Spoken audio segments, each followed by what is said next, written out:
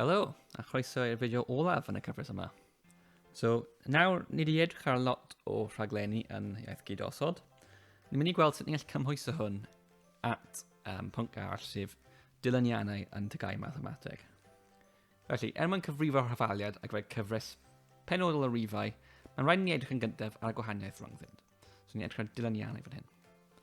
So, mae gennym ni index y term, sef, mae'n yn gweud lle yn y cyfres mae fe'n ymddangos. So, y term cyntaf yw 3, yw'r ail term, 5, trydydd term, yw 7, ac yn y blaen. So, dyma'r indexau, ond dyma'r gwerthoedd y rhifau yn y patrwm. So, dyma'r patrwm ni'n edrych arno. A mae'n rhaid ni edrych ar y gwahaniaeth rhwng pob rhif. So, fan hyn, 3 i 5, mae'n rhaid ni adio 2. 5 i 7, ni'n adio 2. 7 i 9, ni'n adio 2, ac yn y blaen. So, ni'n adio 2 rhwng pob rhif fan hyn. A beth mae hwnna'n gweud wrth ni yw, os ni'n ceisio fewn osod index y term, ond ni'n enfyd hyfaliad, sef 2n, a yw'r ateb yn gyfateb yn gywir. Okay? So, y gwahaniaeth rhwng pob rhif yw plus 2. Felly, rhaid i'r rhif o flaen yr enfyd term, ond yn hyfaliad, fod yn 2. Sorry, o'n i wedi skipio trwy hwnna. So, enfyd term yn hyfaliad, mae'n fod yn 2n. So, y gwahaniaeth rhwngdyn nhw yw'r rhif sydd yn mynd o flaen n yn yr hyfaliad. Okay, wedyn mae'n rhaid ni gwirio, yn ni'n gorfod wneud rhywbeth, a chwanegu neu tynnu rhywbeth o 2n mwyn creu y patrwm yma. So, os nawr ni'n ceisio fewn osod index y term, so unrhyw un o'r rhain, i mewn i'r hyfaliad 2n, a yw'r ateb yn gyfateb yn gywir. Felly, os ni'n rhoi 1 i mewn, 2 lluosau 1 yw 2. Wel, dyle 1 rhoi i ni 3. Felly, dwi ddim yn gywir. So, beth sy'n rhaid ni wneud mwyn cyrraedd o 2 i 3? Wel, mae rhaid ni adio 1. A'r un peth, os ni'n ceisio fe gyda 2. Os ni'n rhoi 2 mewn i'r hyfaliad, 2 lluosau 2 yw 4. Ond dylai'r ateb fod yn 5, so mae'n rhaid i fi adio 1. A mae hwn yn wir am pob un o'r indexau yn y patrwm yma. Felly, gallwn ni ddweud fod y hyfaliad yw 2n adio 1. A dyna'r hyfaliad ar gyfer y dilyniant yma. So mae enghraifft arall. So y 5 term cyntaf yw -3, -1, 1, 3 a 5. So beth yw'r gwahaniaeth rhwng pob term? Wel, mae'n mynd lan mewn 2, so adio 2. Felly 2n yw'r hyfaliad, mor belled. A oes angen i ni adio neu tynnu rhywbeth i gael y gwerthoedd cywir. Wel, os fi'n neud 2 lluosau ar term cyntaf, so 1, mae gen i 2, ond mae'r ateb yn gorfod bod yn -3. So beth yw'r gwahaniaeth rhwng 2 a -3? So mae'n rhaid i fi tynnu 5 o 2 mwyn cyrraedd -3. A'r un peth, os fi'n neud 2n ond y term yw'r ail term, so 4, tynnu beth sydd yn neud -1, wel 5 yw'r ateb eto. So hyfaliad fan hyn yw 2n tynnu 5. Ac felly, mae tasg i chi wneud fan hyn ar dilyniannau. So dim rhaglenni ar y funud, just cwestiynau maths, a ydych chi'n gallu ateb y cwestiynau yma. So, am pob un o'r rhain, 1, 2, 3, 4, 5, chi'n gorfod ysgrifennu hyfaliad yr enfed term, fel ni'n newydd wneud, a hefyd cyfrifo y 20fed term yn y dilyniant. Okay, so pan mae n yn 20, beth bydd yr ateb? A rhif 6 wedyn, ysgrifennwch 5 term cyntaf y dilyniant a roedd er gan 3n tynnu 7, a cyfrifwch y 15fed term y dilyniant. Iawn? So gwasgu pause ac eisiau wneud yr atebion fan hyn. Iawn. So, mwyn ateb hwn, byddai'n ysgrifennu hwn mas yn Word fi'n credu. So, rhif 1. A. So, mae gen i hyffaliad 7, 8, 9, 10, 11. So, mae'r gwahaniaeth rhwng nhw gyntaf, ni'n adio 1 pob tro. Felly fi'n gwybod taw 1n yw e, neu gallu ysgrifennu n. Ond, os mae gen i 1, a 2, a 3, a 4, a 5, beth mae'n rhaid i ni newid mwyn cyrraedd 7? Ond mae'n rhaid i fi adio 6. A gyda 2, bydd rhaid i fi adio 6. So, yr ateb fan hyn yw n plus 6. Gan ni wneud cwestiwn by. Falle bach yn agosach. So, by wedyn, cyfriwch y 20fed, neu'r 20fed term, yn y dilyniant. Felly, mae'r hyfaliad yn n plus 6. So, gyd fi'n gofyn wneud yw yn lle n, fi'n rhoi mewn yr i'w 20. So, mae hwnna'n dod yn 20 plus 6. Felly, 26 bydd y 20fed term. Okay. Cwestiwn 2. So mae y gwahaniaeth rhwng hwn, 3, 6, 9, 12, 15, y gwahaniaeth yw 3, felly 3n.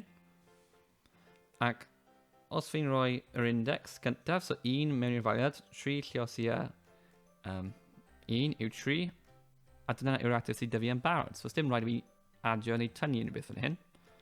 Os fi'n meddwl taw yr ail term, so n yw 2, 3 lliosia 2 yw 6, a mae'r ateb yn gywir. So os dim angen adio neu tynnu unrhyw beth i 3n. Y hyfaliad hwn yw 3n. Felly, rhan by wedyn, fi jyst yn rhoi mewn 20 yn lle n. Felly, 3 lliosi gyda 20. Just troi notifications off ar y ffôn. 3 lliosi 20 yw 60. 3. Gwahaniaeth rhwng rhain, 12, 17, 22 yw 5. So 5n. 5 lliosia 1 yw 5. Felly, mae'n rhaid i fi adio 7 mwyn cyrraedd yr ateb ar gyfer index 1. Cyrraedd 12. So 5m adio 7. A jyst gwirio bod fi'n gywir. Os fi'n gwneud 2, 5 lliosia 2 yw 10. So yr ail term, mae'n rhaid i fi adio 7 i 10 i cael 17. A dyna ni. But wedyn, eto, chi jyst yn rhoi y rhifau mewn. 5 lliosi gyda 20. Adio 7. Yw 5 lliosi 20 yw 100. 107. 4. Y gwahaniaeth, fi'n adio 4 pob tro. Yep. 4n. Nawr, 4 lliosi 1 yw 4. So beth yw'r gwahaniaeth rhwng... Beth mae'n rhaid i fi wneud i 4 i cyrraedd minus 6? Wel, rhaid i fi tynnu 10. Ydw i'n gywir? Ie, tynnu 10. So 4n tynnu 10. But, felly, yw 4 lliosi 20, sef 80, tynnu 10 yw 70. 5 a... So, y gwahaniaeth yn hyn, o mae un hwn yn mynd lawr. So, o un i'r un nesaf, fi'n tynnu 6. So, beth sy'n mynd o flan yr n fan hyn yw minus 6. Minus 6n. Ac eto, meddwl am y index gyntaf. Os fi'n gwneud 1 lliosi am minus 6, mae fe'n minus 6. So, mae'n rhaid i fi adio rhywbeth mwyn cyrraedd 3. A fi'n adio 9. A gan ni gwirio fe gyda ail un. So 2 lliosi am minus 6 yw minus 12. Adio 9. A fi'n cyrraedd minus 3. So mae'n gywir. Question. But. So mae gen i minus 6 lliosi gyda 20. Plus 9. Sy'n hwyl o'i crom fachau. Felly, yr ateb yw, so minus 120, adio 9 bydd minus 111.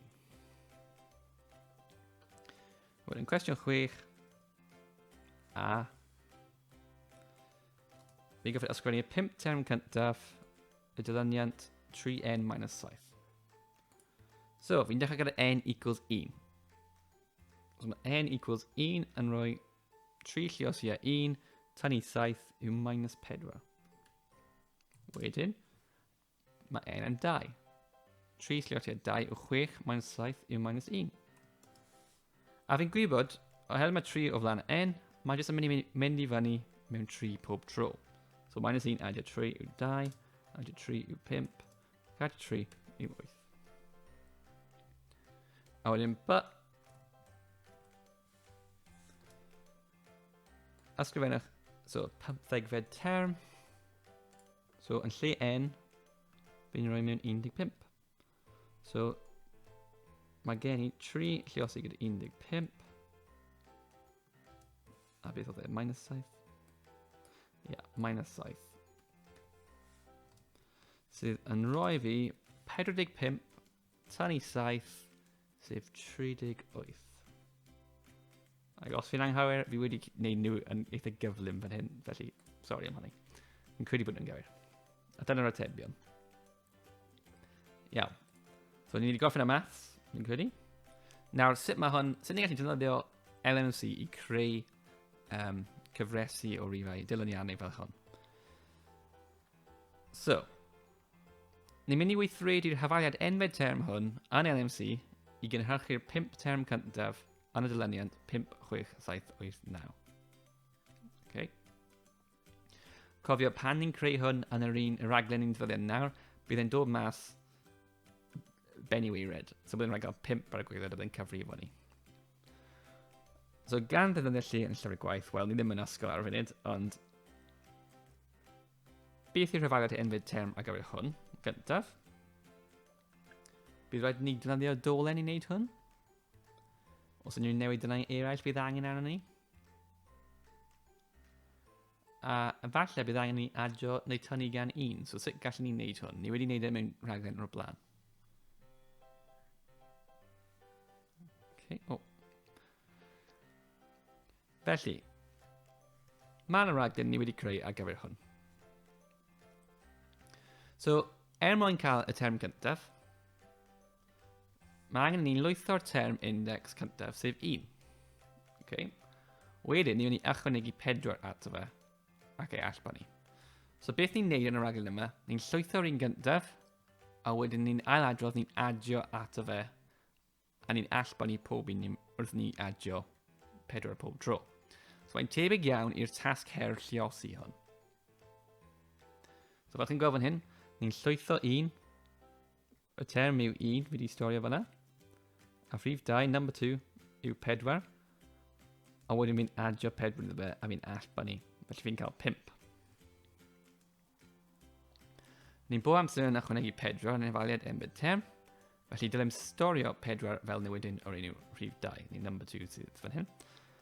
Angen i ni hefyd ddiffinio newidyn fel ein bod ni'n gwybod pa index ni'n mynd i ei fewn osod yn ein hafaliad. Yep. So, dyna pam mae gen ni newidyn o'r enw term. Okay, so ni diffinio newid yna i term equals 1 a number 2 fan hyn equals 4. A mae stop program fanna, just fel fi'n gallu neidio nôl i y llinell halt lle fi'n stopio fe. Nawr, os ni eisiau mwy nag un, so nid just y term gyntaf, mae rhaid i ddefnyddio dolen mwyn wneud hwn. So, ni'n ychwanegu un at y newidyn term cyn i ni gyfrifo'r rhif nesaf yn ein dilyniant. So, i wneud hyn, ni'n diffinio newidyn o'r enw 1. Okay. Byddwn ni'n defnyddio 1. A wedyn ni'n ychwanegu at y newidyn term. So, fi'n llwytho ar term, adio 1 iddo fe, a wedyn storio fe. So ni'n cynyddu y term presennol gan 1, a wedyn ei storio fe. Fan hyn, fi defnyddio wastad mynd nôl i'r llinell gyntaf, ond byddwn ni'n defnyddio label dechrau i mynd nôl. Mae'n bach yn well, syniad well i defnyddio label. So, mae'n mynd i ailadrodd hwn tro ar ôl tro.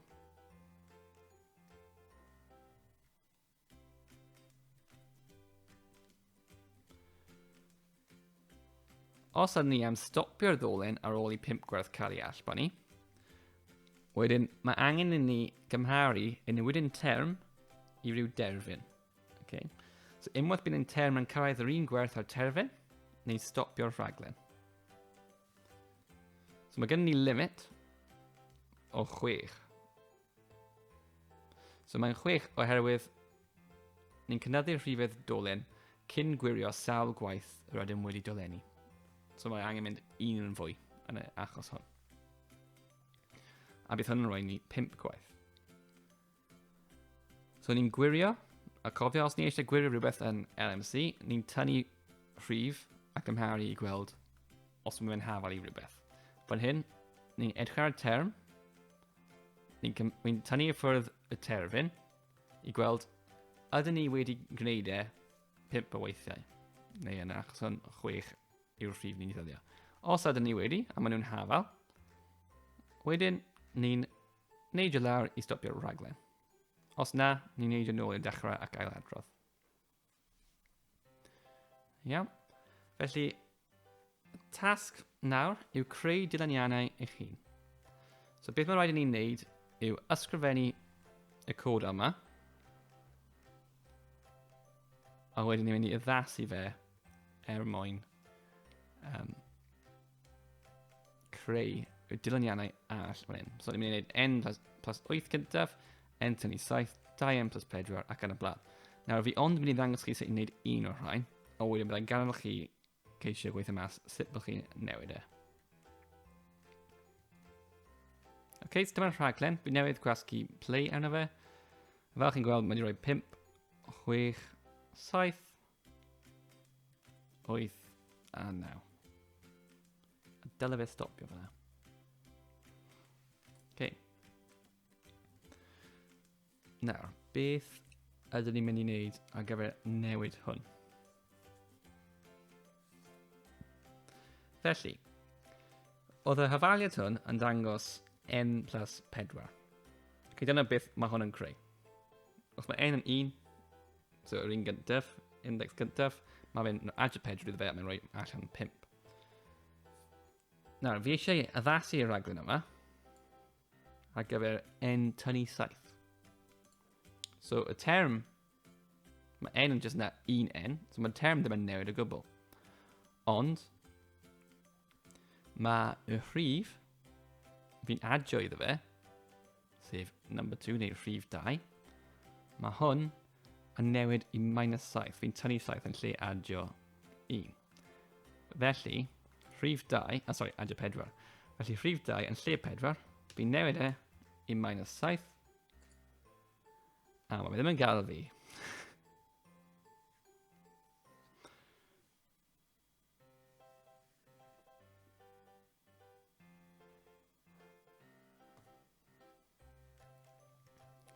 Ok, so mae'r problem gyda'r rhaglen yma. Gawn ni just sticio at rhifau positif. So, gawn ni wneud n plus 8 yn lle. So fi'n newid hwn I plus 8. So just 8. Iawn. So ni weld, n plus 8 yn rhoi 9, 10, 11. So beth ni'n neud yw ni'n newid y term gan 1 pob tro, a ni jyst yn adio 8 I fe. A wedyn ni'n allbanu. So fi'n cael 1 plus 8 yw 9, 2 plus 8 yw 10, 3 plus 8 yw 11, ac yn y blaen. Nawr, os fi eisiau newid I cael 3n plus 8, so mae rhif 2 yn aros yr un peth, mae'n aros yn 8, ond mae'r term fi'n dechrau arno 2 gwaith yn fwy. So mae gen I un term fan hyn, ond mae angen I fe fod yn 2 gwaith yn fwy. Felly, beth fi'n gallu wneud yw adio term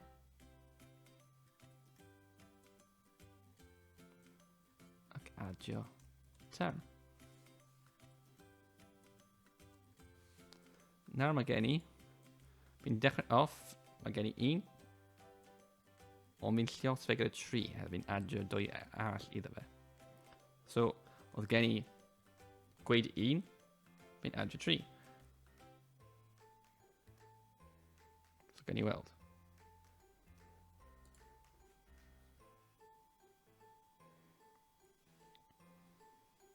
So 3m plus 8. 1 lluosiad 3 yw 3 adio 8 yw 11. 2 lluosiad 3 yw 6 adio 8 yw 14. So mae'n gweithio. Beth sy'n digwydd os fi sy'n newid hwn i 3? A di am mynd i gweithio fanna?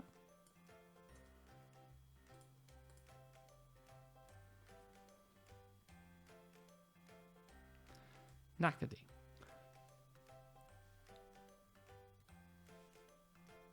Ia? So y ffordd ni wedi creu y rhaglen yma, bydd ddim yn gweithio os chi eisiau newid y term i 3. So mae rhaid ni cadw hwn yn 1. Hyd pan chi'n cael termau, mewn dilyniant, chi eisiau... Beth ni'n trio wneud fan hyn yw cael index 1, index 2, index 3, index 4 ac yn y blaen. So mae rhaid ni cadw hwn fel 1 ar y ddechrau. Ond pob tro ni'n llwytho'r term, wedyn ni'n lluosio gyda 3. Felly, yr unig ffordd o wneud yw trwy roi add term ac add term ar y ddechrau. I wneud 3 gwaith. Os fi eisiau lluosio gyda 4, i cael 4n, gallai wneud un arall. Okay. A dyna ni.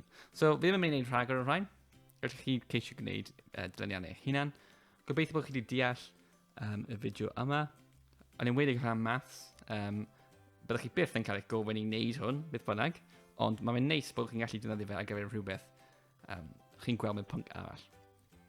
A fi'n gobeithio mae'n cyfres gyfan wedi rhoi syniad dda i chi o iaith gydosod. Fi'n gwybod mae'n pwnc anodd, ond mae'n pwnc werth gwybod yn enwedig os chi eisiau bod yn rhaglenwyr yn y dyfodol. Felly, diolch am wylio, a gobeithio bod chi wedi mwynhau.